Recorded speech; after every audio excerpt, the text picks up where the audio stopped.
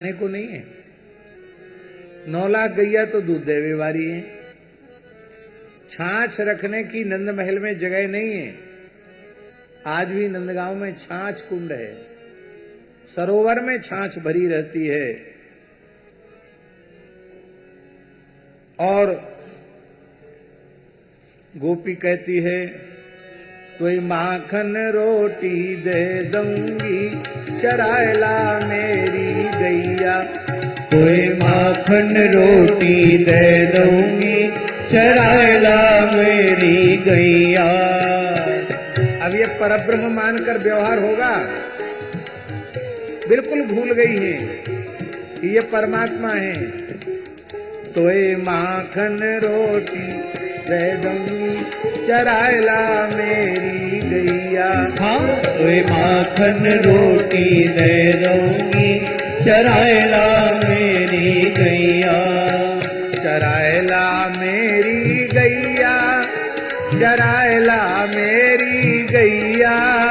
चरायला मेरी गैया, चरायला मेरी गैया। कोई माखन रोटी दे दूंगी, चरायला मेरी गैया। कोई माखन रोटी दे दूंगी, चरायला मेरी गैया।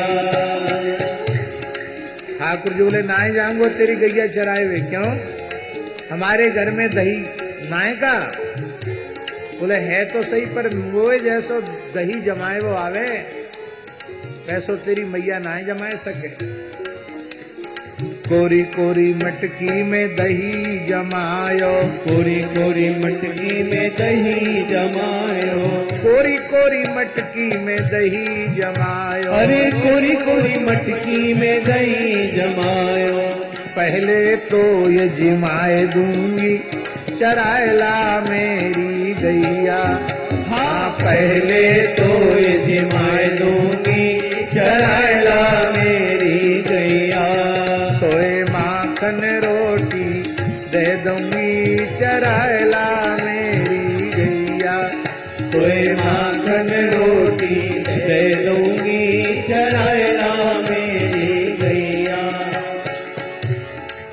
और कहा देगी तू?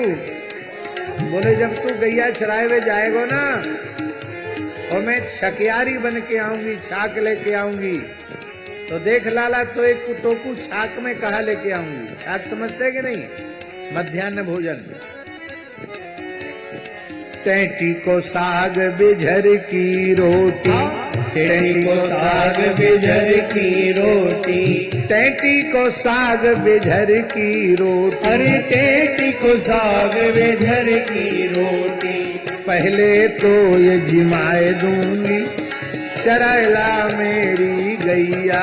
हाँ, पहले तो ये जिमाए दूंगी, चरायला मेरी गैया।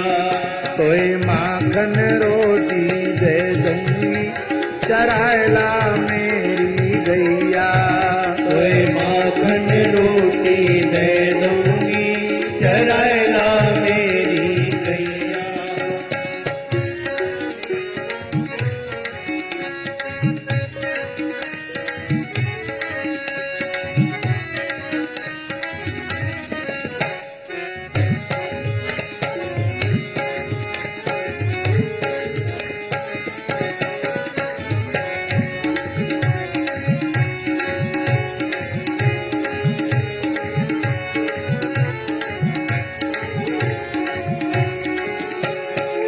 और लाला तू हमारी गैया चरायला तो और कहा दूंगी तो को?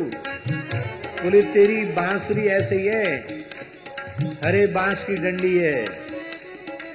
हरे बांस की जो बांसुरिया, हरे बांस की जो बांसुरिया। हरे बांस की जो बांसुरिया। अरे हरे बांस की जो बांसुरिया। बा में नग मोती जड़वाए दूंगी, चरायला मेरी गैया। बा में नग मोती जड़वाए दूंगी, चरायला मेरी गैया। कोई माखन रोटी दे दूंगी, चरायला मेरी गैया। कोई माखन रोटी दे दूंगी चराएला मेरी गैया। और कहा करेगी तू, चंद्र सखी भज बाल कृष्ण छवि, चंद्र सखी भज बाल कृष्ण छवि। हाँ चंद्र सखी भज बाल कृष्ण छवि, हरे चंद्र सखी भज बाल कृष्ण छवि। कोई नैनन बीच बसाए लूंगी चराएला मेरी गैया। हाँ कोई नैनन बीच बसाए लूंगी चराएला मेरी गैया। कोई माखन रोटी दे दूंगी चराएला मेरी गैया। कोई माखन रोटी दे दूंगी चराएला मेरी गैया। चराएला मेरी गैया, चराएला मेरी गैया।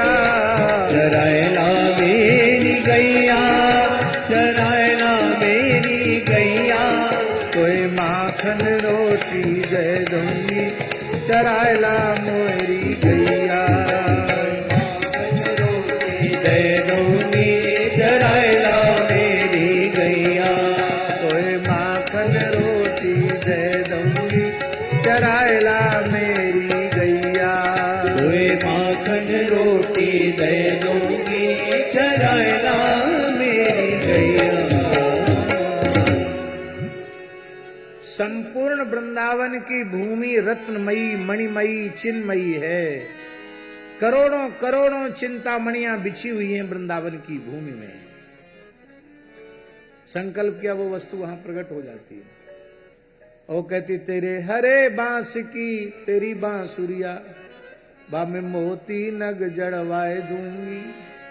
ऐसे लगता मैंने भगवान बहुत गरीबी हालत में। ये मधुर लीला, क्योंकि इस प्रकार का जो दिव्य मधुर रस है वो तब तक प्रकट नहीं हो सकता है जब तक कि गोप गोपियों के ऐश्वर्य ज्ञान की चोरी न हो। इसलिए ठाकुर जी अपनी मधुराति मधुर रसमयी लीलाओं का विस्तार करने के लिए ग्वाल बालों के भीतर जो भगवत भाव जग गया है, ऐश्वर्य भाव जग गया है, उसकी चोरी ठाकुर जी कर लेते हैं। लेकिन कभी कभी जब बड़े चमत्कार होते हैं तो कहते अरे भैया ऐसो लगे कि सामान्य गोप बालक ना आए, ये तो कोई बड़े देवता हमारे यहाँ ग्वारिया बन के आए गए। अब इनसे थोड़ो सावधान है कि व्यवहार करना पड़ेगो। अब वर्षा ऋतु का आगमन हो गया। ततः प्रावर ततः प्रावृट सर्वसत्व समुद्भवा, विद्योतमान परधिर विस्फूर्जित नभस्थला। सुंदर वर्षा ऋतु का शुभागमन हुआ। ये वर्षा ऋतु कैसी है? सर्वसत्व समुद्भवा, सबसे ज्यादा जीवों की सृष्टि वर्षा ऋतु में होती है। इतने प्रकार के ये तितलियां, कितने प्रकार की तितलियां, कीड़े मकोड़े पतिंगे, ये सब के सब वर्षा ऋतु में ही उत्पन्न होते हैं। यही कारण है कि वर्षा काल में हमारे पूर्वजों ने यात्रा पर प्रतिबंध लगाया है और एक व्यवस्था बनाई है चातुर्मास्य व्रत की। क्योंकि इतने असंख्य जीव धरती पर पैदा हो जाते हैं कि आप चलेंगे तो जरूर वे आपके पैर के नीचे आकर के मृत्यु को प्राप्त हो जाएंगे। जब हमने उन्हें पैदा नहीं किया तो उनको समाप्त करने का हमारा कोई अधिकार नहीं है। राक्षसों का सिद्धांत क्या है जेपी जी? राक्षसों का सिद्धांत है खुद जियो और किसी को मत जीने दो। ये राक्षसों का सिद्धांत है। और सज्जन पुरुषों का सिद्धांत है जियो और जीने दो। खुद भी आनंद से जियो और किसी के आनंद में दखल मत डालो। सब सुखी रहें, सब आनंद में रहें। और हम सुखपूर्वक जिएंगे कब? ये बहुत गांठ बांध लेने जैसी बात है। चार वेद 6 शास्त्र में बात लिखी है दो, दुख दीने दुख होत है, सुख दीने सुख होए। आप लोग चाहते हैं कि हमारे जीवन में कभी दुख ना आवे, चाहते हैं? तो यह निश्चय कर लो, हमें कोई भले ही दुखी करे पर हम किसी को दुखी नहीं करेंगे।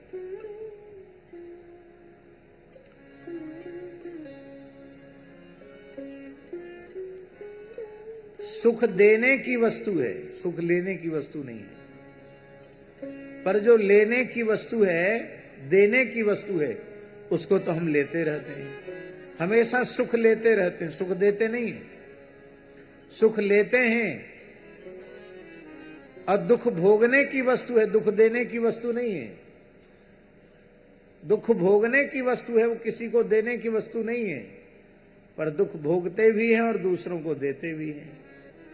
तो जब तक दूसरों को पीड़ा पहुंचाते रहोगे तब तक तुम पीड़ा शून्य नहीं बन पाओगे। अब एक प्रश्न है, बड़ा महत्वपूर्ण प्रश्न है। वो प्रश्न यह है कि कई बार ऐसा देखा जाता है कि जिस व्यक्ति से हमारा दूर दूर तक कोई लेना देना नहीं, हमने किसी भी प्रकार का नुकसान उसे पहुंचाया नहीं, और वो एकदम काल जैसा हमारे लिए बन जाता है, एकदम हाथ धो के पीछे पड़ जाता है, अकारण ही बैर अकारण ही शत्रुता करने लग जाता है, तब क्या करें? तब हम क्या समझें? भाई हमने उसको कुछ बिगाड़ा नहीं और वो तो एकदम हमको देखना ही नहीं चाहता है। उस समय यह समझना चाहिए कि जैसे आज यह हाथ धो करके दुख देने के लिए हमारे पीछे पड़ा है, हमने भी किसी भी जन्म में इसी प्रकार का व्यवहार इस व्यक्ति के साथ किया होगा। तो बहुत अच्छा है, पुराना प्रतिशोध की जो भावना है वो उसका हिसाब किताब चुकती हो रहा है, लेकिन कर्म का नया खाता हमें खोलना नहीं है। ऐसा निश्चय करके यदि मनुष्य प्रतिशोध की भावना का